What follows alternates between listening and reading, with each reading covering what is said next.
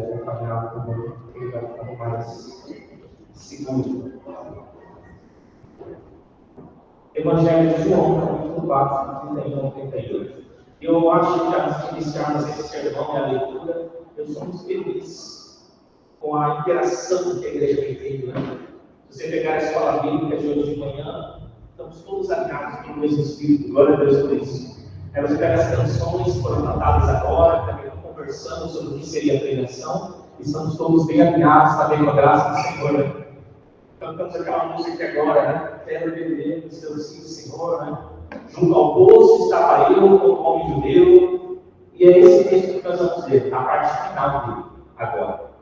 João capítulo 4, versículo 31 ao 38.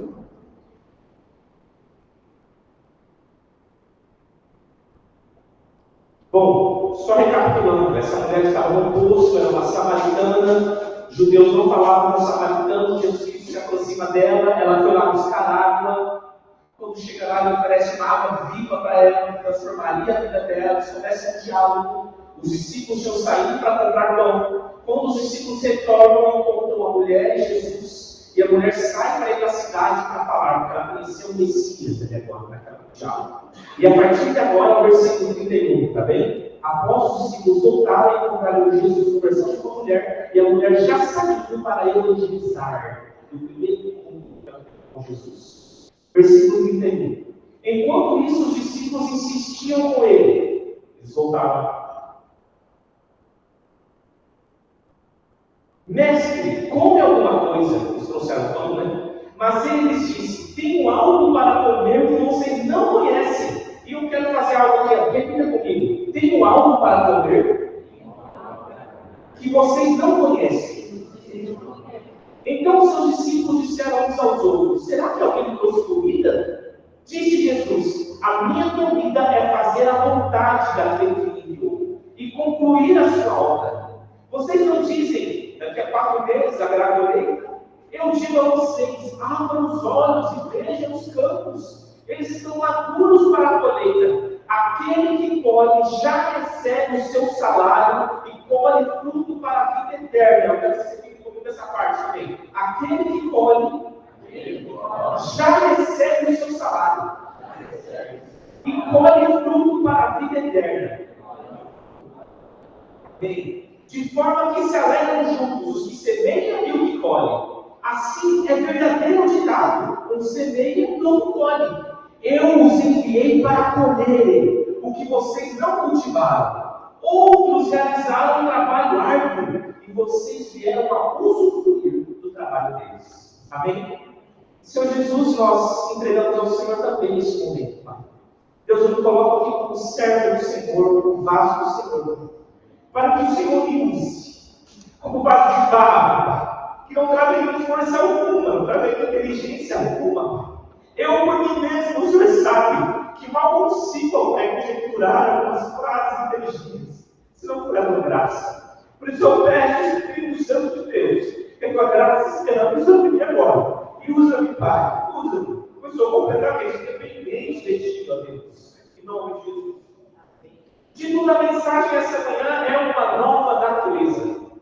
Nós viemos conversando aqui na escola bíblica, também percebemos que quando aceitamos Jesus, nos batizamos, vimos até Ele, nós recebemos uma nova natureza. A Bíblia nos chama de nova criatura, é uma nova criação. Eu quero que você comece a pensar comigo. Você conhece cavalos, você conhece cachorros? Pense em outro animal que não seja o animal racional do ser humano. Imagine que ele se torne uma nova criatura. O que você pensaria? Você não chamaria ele mais de cão? É outra criatura. Você não chamaria mais de gado, porque ele se transformou, é outra criatura. Apesar de você olhar para você, olhar para mim e perceber que nós não temos olhos, não temos mãos, espiritualmente uma mudança aconteceu radical. Radical. Você e eu nos tornamos uma nova criatura. Se essa nova criatura agora ela muda a forma dela agir, ela muda a forma dela se alimentar, é outra criatura. Ela muda a forma de ser sustentada.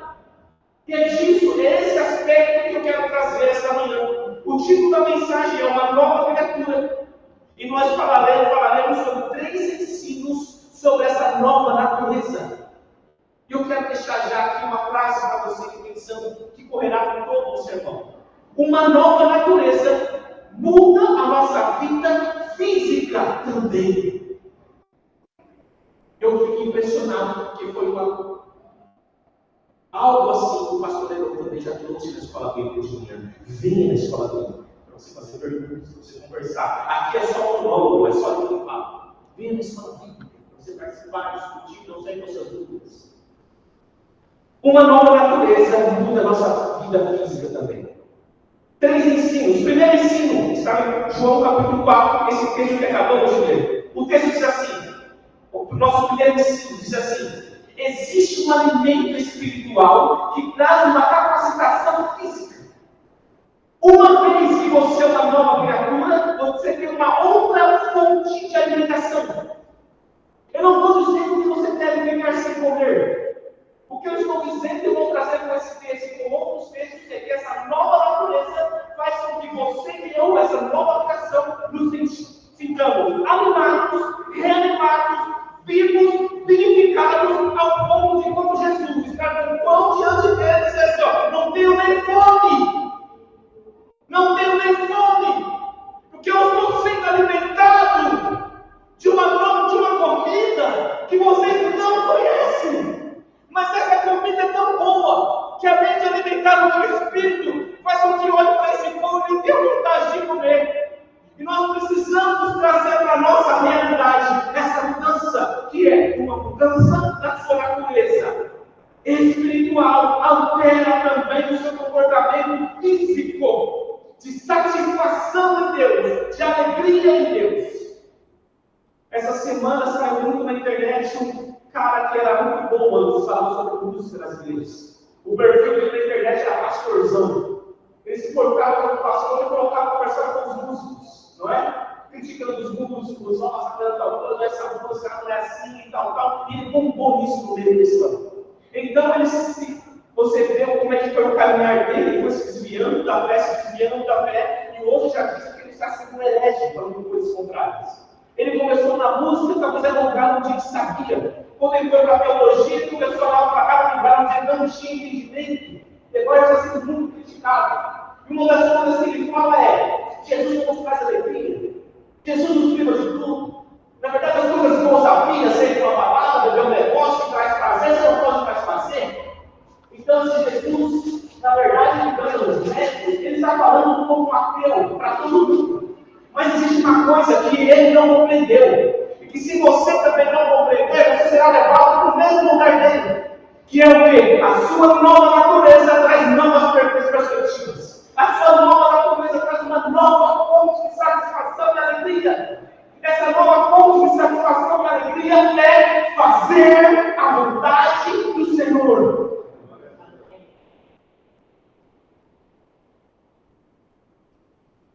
Sobre comidas espirituais que alteram o físico. Michael, 1 Reis, capítulo 19, versículo 8.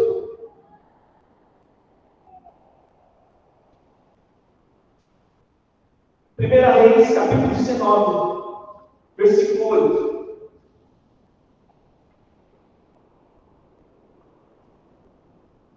O texto diz assim: então ele se levantou, comeu e bebeu. Fortalecido com aquela comida, viajou 40 dias e 40 noites, até chegar a Horebe, o monte de Deus. Ali entrou numa caverna e passou a noite. Vamos ver antes ainda, versículo 7. Versículo 5 para compreender. Elias estava fugindo, estava ansioso, fugindo de Jezabel. Olha o versículo 5 do capítulo 19. Ele chega num lugar muito cansado, se vê que ele quer morrer. Eu quero destacar isso. Ele quer morrer. Então, no versículo 5, depois se deitou debaixo da árvore e dormiu. De repente, um anjo tocou nele e disse: levante-se e coma.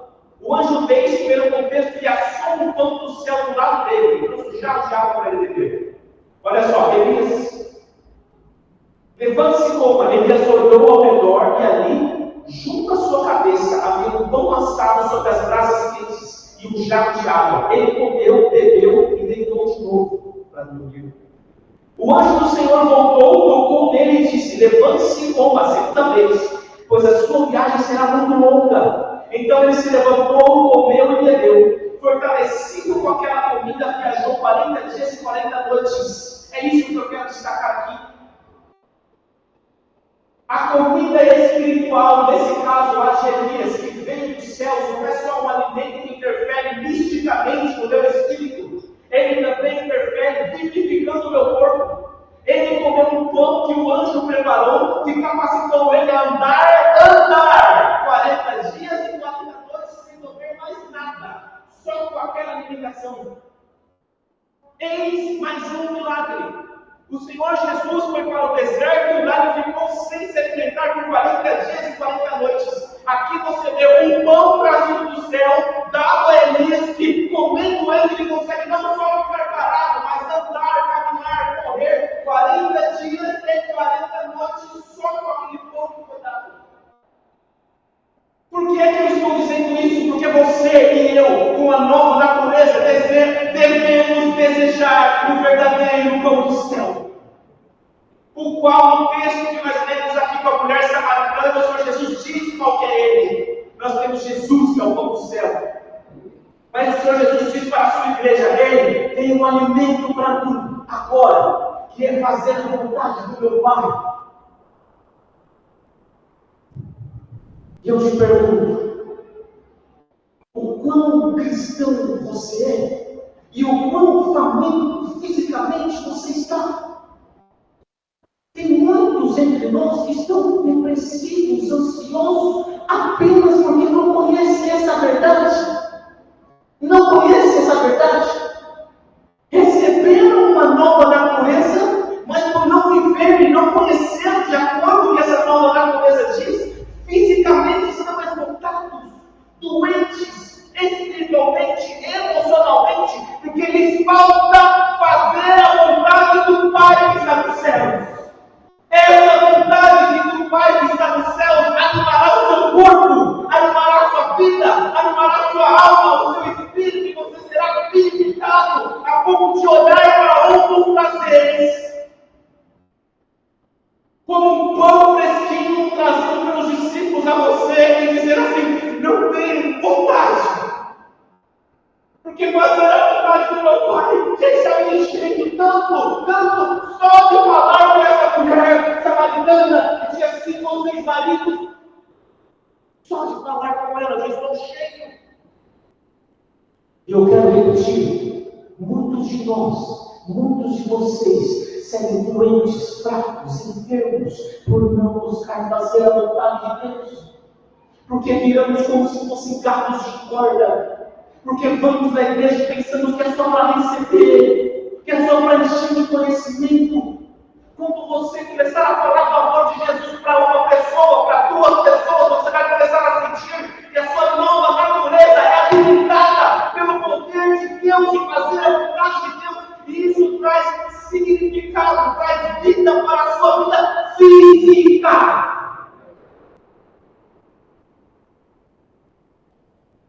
Versículo 35 de João 4, voltando para João 4.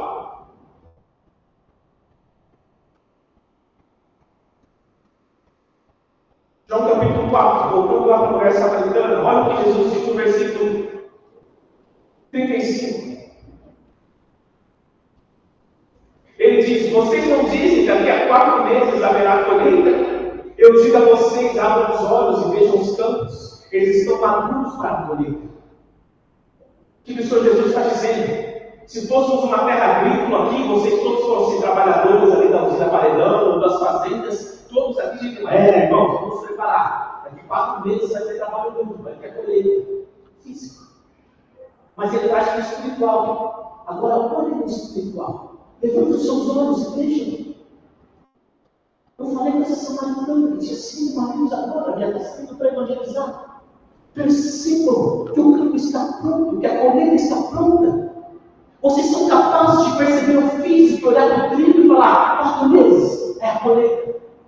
Agora eu chamo vocês para olhar para as pessoas e percebam: a colheita já está acontecendo, já está passando, já está no momento. Abra essa boca e fala do Evangelho.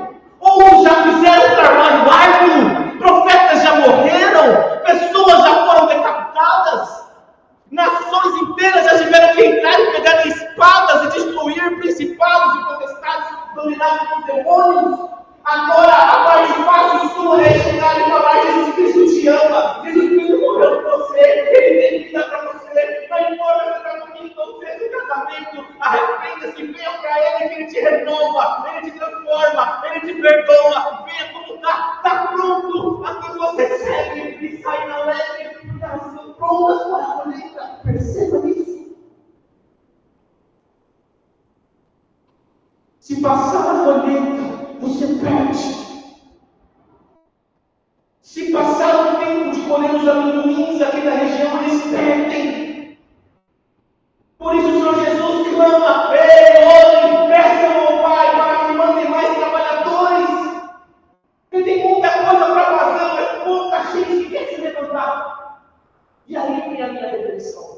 Se tem poucos trabalhadores e muita gente envolvida, mas não trabalha, e se fazer a vontade do Pai traz satisfação espiritual e física, eu concluo que a maioria dos nossos problemas como igreja nacional, igreja do Oriente, igreja mundial, igreja do Oriente, são crentes que não se despertam para fazer a vontade do Senhor. É como se você fosse um jogador de futebol, ou o esporte de você, mulher, que quiser ter, que era o seu sonho. Você treina, você se prepara para o grande dia de entrar em campo. E você vê toda a seleção brasileira lá jogando a Copa do Mundo. Você treinou sua vida inteira, se preparou sua vida inteira, seus músculos estão bem, sua habilidade está boa, mas você sempre ficou no banco de reservas. Você não foi feito para ficar no banco de reservas, porque no reino de Deus não há banco de reservas. No reino de Deus, 4 pessoas para entrar em campo. Tem 11, 12 de um lado jogando contra 3, 4 do outro.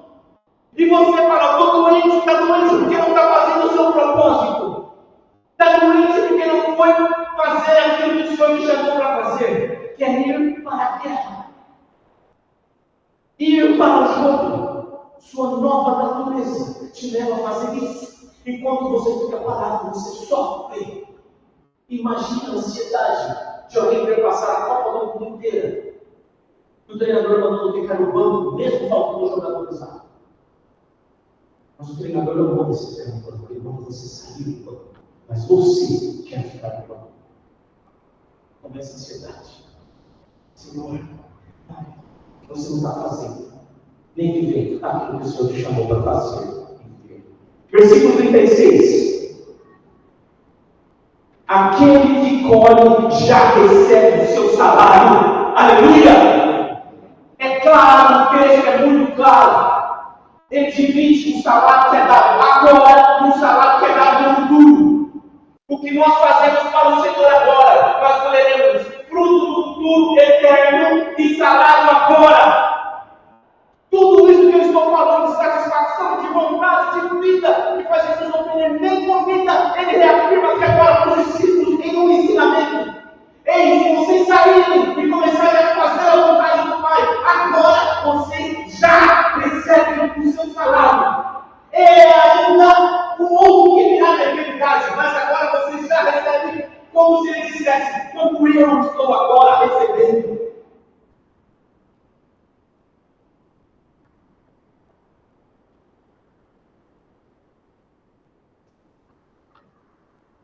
Duas semanas atrás, não para ficar falando de mim, que eu já disse que eu não sou nada, mas o apóstolo Paulo diz assim para Timóteo, líder da igreja de Efésios, que suas obras sejam conhecidas diante de todos.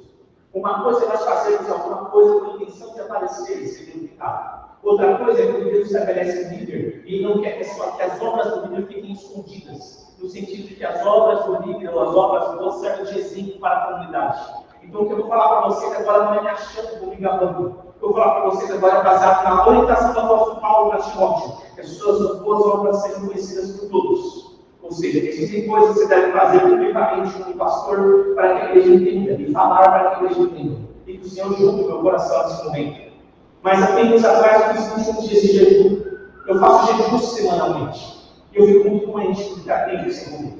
Então eu resolvi fazer 21 dias que eu ficava só das 6 às 6 da amanhecer, ao escurecer, e levantava toda madrugada para orar. Toda madrugada eu levantava às 5 dias, 3 horas, cara, às 3, 4, 3, 4, meia, 3, assim. Orava, levantava para orar e fiz propósito do Senhor. Para que era esse propósito? Irmãos, eu estava bem. Minha família estava bem. Meu filho estava bem. Era por necessidade. Era por vocês.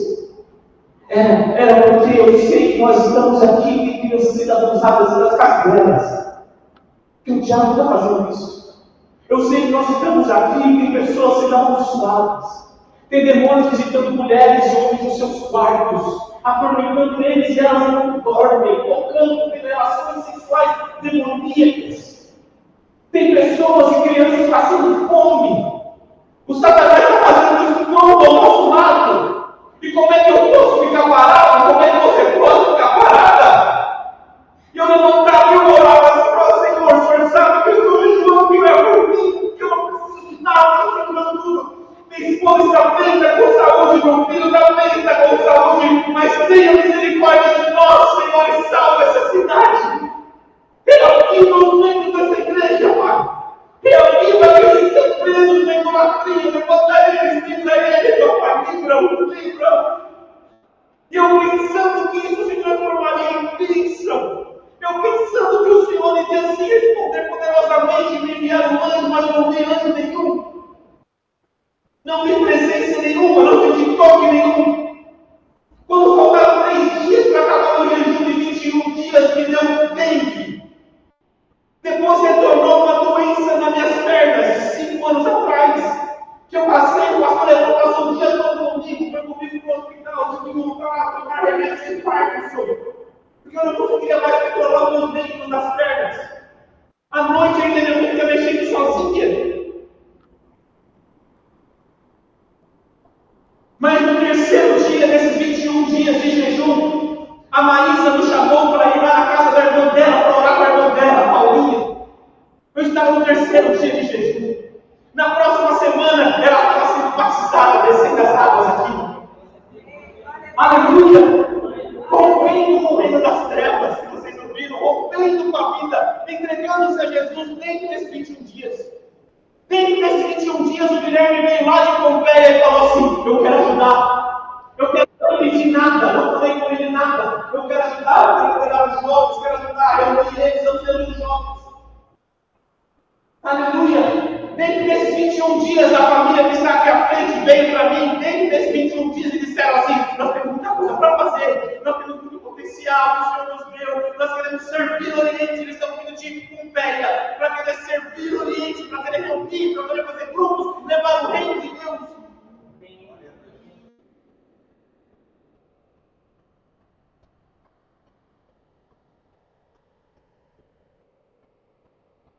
Cadeias começaram a se quebrar nesses 21 dias. Então não levantou só eu para orar e jejuar. Deus levantou vários irmãos ao mesmo espírito, com o mesmo propósito. E tocou, como André falou aqui no louvor. Nossas armas não são carnais, são espirituais em Deus. Eu não preciso sair e ficar convencendo as pessoas. A Espírito Santo que vai de convence, me chama. E como o irmão André falou, Deus vai lá e a pessoa responde ao Senhor. E de repente somos um corpo. De repente Deus está juntando e fazendo. Mas muitas outras coisas começaram a acontecer no Oriente. Começaram a cair. Nós tivemos na minha casa visitação de demônios na nossa casa. Na nossa casa. Eu queria ver anjos no demônios. Por que isso? Porque nós estamos à frente de batalha.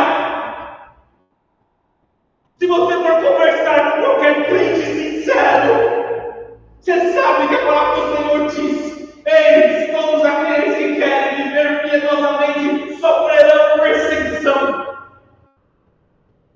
Num dos dias o pastor Heron foi lá em casa, eu falei para ele: pastor, eu estava no meu quarto, e veio uma entidade grande e poderosa dentro do meu quarto. E eu ficava no canto assim, como se fosse uma visão. E quase que, Senhor, repreenda, que o Senhor repreenda. E a minha esposa acordou chorando, dizendo: por favor, eu estou com medo. E meu filho, aquela noite inteira, com 39, 41, quase 40 graus de febre. Na manhã seguinte, não tem mais nada, nem garganta, nem intestino, nem nada. Foi só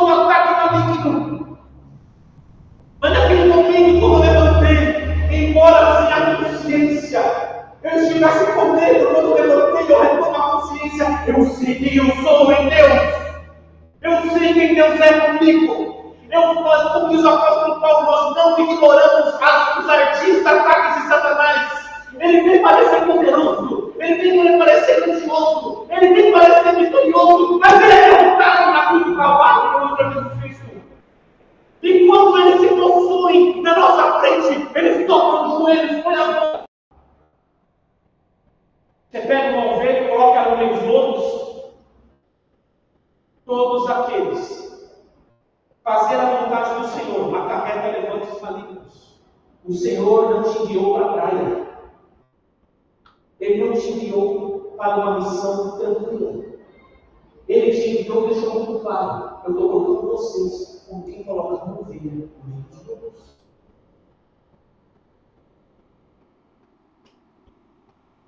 Então Jesus também disse em outro texto: ei, preste atenção, minha igreja. O que eles me chamaram? Me matarão, me prenderão e me chamaram de Beelzebul. Me chamaram de Beelzebul, príncipe dos demônios. O que você acha que ele vai falar de vocês? Ele está alertando a igreja. Está alertando o quê? Que fazer a vontade dele acarreta a renúncia. Quando eu chamei o pastor Leon para conversar em casa, e eu falei para ele o que acontecia, ele também citou para mim. Talvez outro momento ele possa falar. Momentos semelhantes. Ele trouxe para mim assim, não, assim mesmo. De uma época eu também estava lidando com o mundo, na batalha assim, espiritual, algo assim. Se eu falar errado, se eu corrigir depois. Mas no dia que a minha filha estava nascendo, eu demônio entrar no hospital, eu comecei a aprender logo assim, parece um ponto, ele estava lá no hospital, ele passou uma luta de oração. Isso aí nos conforta por quê? Porque sabemos que todos aqueles que estão à frente da batalha, que foram enviados pelo Senhor, eles estão padecendo. Agora, o que é esse padecer? Eu gosto de destacar, porque o apóstolo Paulo, segundo aos Coríntios, capítulo 4, 16 ao 18, olha só o que ele diz. Ele diz assim: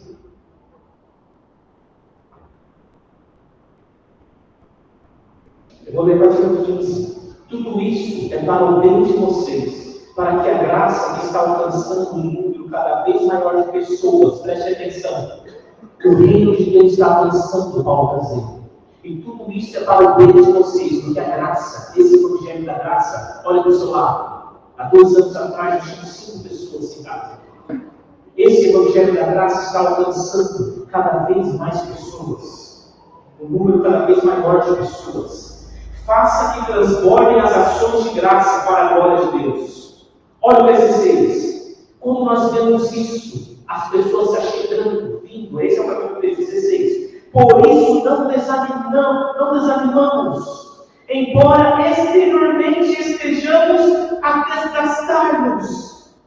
Exteriormente eu estou com esse Parkinson, pernas inquietas, não é fácil, pernas inquietas, eu estou desgastando, eu estou dengue, dor nas costas, dor no pé, corpo mal. É isso que ele está dizendo. Embora exteriormente estejamos a desgastar-nos, interiormente estamos sendo renovados dia após dia, quando os nossos sofrimentos leves e momentâneos estão produzindo para nós uma glória eterna, que pesa mais do que todos eles. Assim, fixamos os olhos não naquilo que se vê, mas no que não se vê, pois o que se vê é transitório, mas o que não se vê é eterno. Aleluia! Aleluia! Você pode olhar para o seu corpo e falar: estou doente, estou acamado. Ei! Enquanto o homem exterior se corrompe, existe uma alegria em Deus em fazer a vontade dele, que capacita o seu homem, o seu corpo exterior.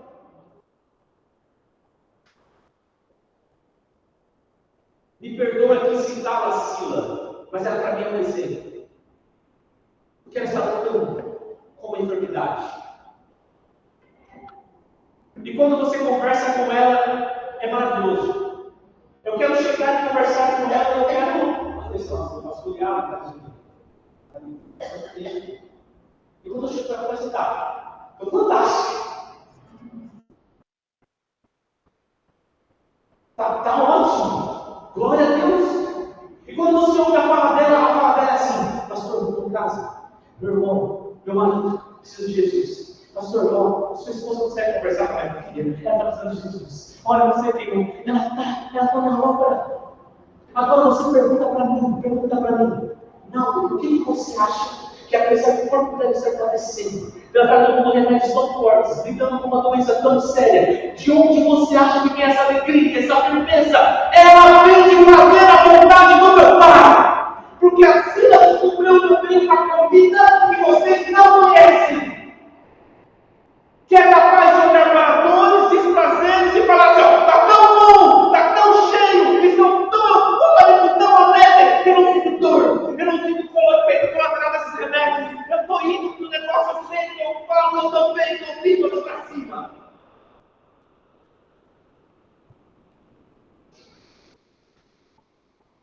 Uma nova natureza muda a nossa vida física também.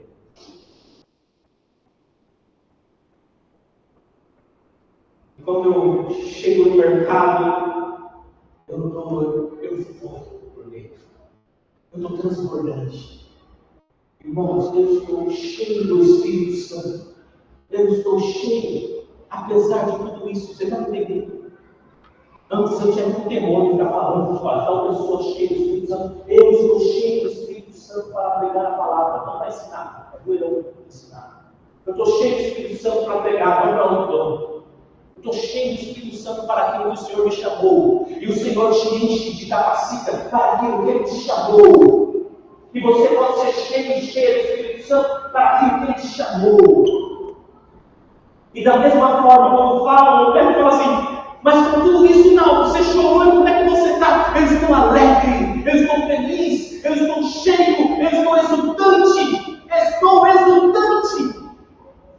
Às vezes eu não consigo dormir, eu estou com remédios que são tudo para desligar meu corpo, porque era para desligar demais ainda por causa do remédio de perda esquerda, de Parkinson, e eu não consigo dormir, mas eu não fico teorizando isso, espiritualizando isso. É porque eu estou feliz, eu estou alegre, porque onde nós andamos, onde nós falamos, trazemos o reino de Deus avança. Aleluia! Aleluia! Terceira e última lição, estamos encerrando. Mas antes eu quero pedir para o Michael colocar para mim a canção A Face Adorada.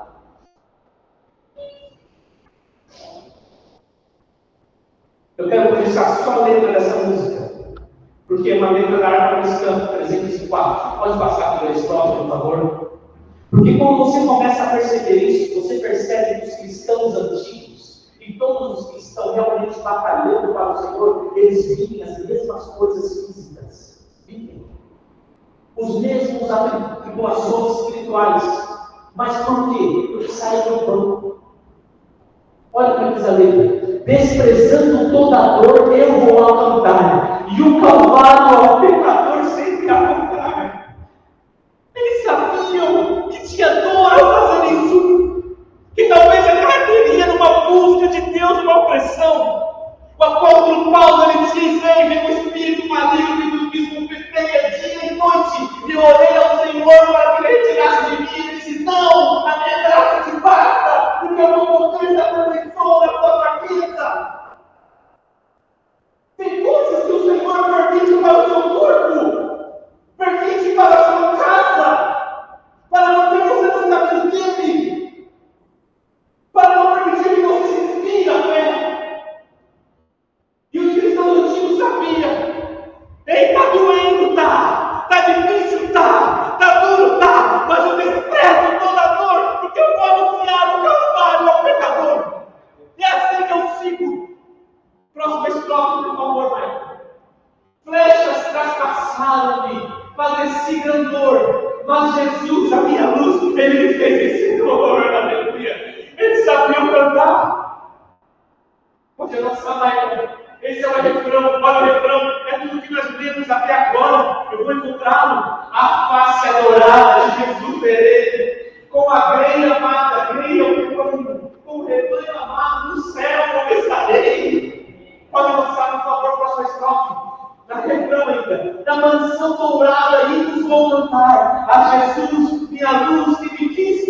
salvar. Ele me quis salvar. Pode avançar com as questões. Pode a noite escura ser no servir Jesus. Mas clamando com poder, brilhará a luz. Aleluia. Aleluia. Pode avançar, por favor. Podem os machos de Satã todos me cercar, mas Jesus, pela cruz, me faz triunfar. Aleluia. Pode avançar, por favor. Quando estou a contemplar a montanha, até aí está bom, Maria, por gentileza. Eu lembro que quando eu cheguei em casa, eu estava mal ainda. Ali, deixa a moto dela lá, veio para a faculdade, para a gente não deixar ela na rua, chegar à noite. Prestamos um controle para ela, a Érica estava em casa, ela chegou, nós conversando, ela falou, estou orando por você, pastor. Garota, como é que você está? Eu estou ansioso, minha mão não para de beber. Faz 2 dias que eu não estou. Aí ela falou, estamos orando por você, pastor. Estamos orando por você. E eu olhei para ela, eu lembrei que quando eu era jovem, mais jovem, eu falei para ela, eu não sei até quando o senhor tem controle. Pode ser que chegue um dia que eu não consiga ficar aqui em cima, que eu não consiga falar. Pode ser que não, pode ser que o Senhor me cure. Eu falei para você, eu estou graças a Deus, que o Senhor ajuda a minha vida e da minha força. Eu estou entregando para Ele. Eu estou graças a Deus, porque minha adolescência e minha juventude vai estar servindo. E se eu tiver 50 anos, eu não conseguir mais falar. Senhor, eu te louvo, receba a maior força da minha vida. E quando eu tinha força, e quando eu falava, e quando eu andava, e quando eu investia. Isso enganhar o meu coração. E deveria ser o seu.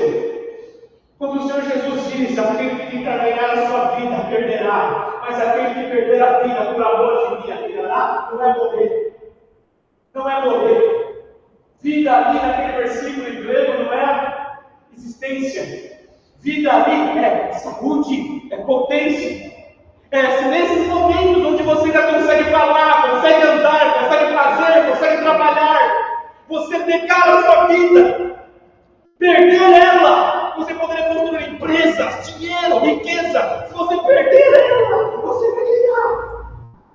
Mas se você, nesse momento em que o Senhor está dizendo para você, vamos lutar, vamos salvar, vamos levantar, você resolver ganhar a sua vida, você vai perdê-la.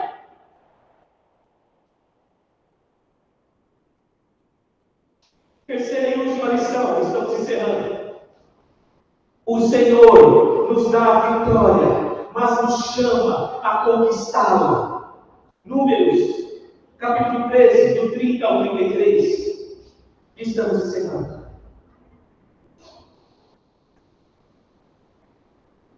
Números. Terceiro livro, quarto livro. Gênesis, Levítico e Números. Versículo 13, do 30 ao 33.